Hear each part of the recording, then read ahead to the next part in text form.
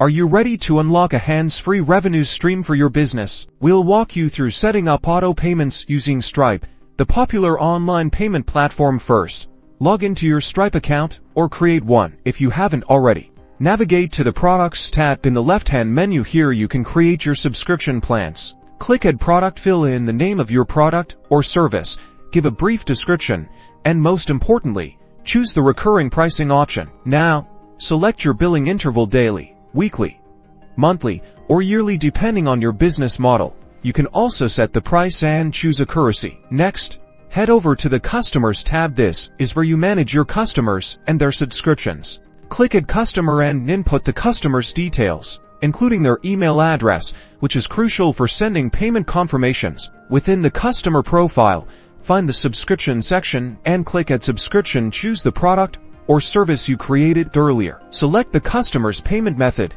If they're a new customer, you'll need to add their credit card information securely. Stripe handles all the security for you, making it easy. Review the subscription details one last time, and then confirm. Congratulations, you've set up automated payments with Stripe. Now you can enjoy worry-free billing and a consistent income stream.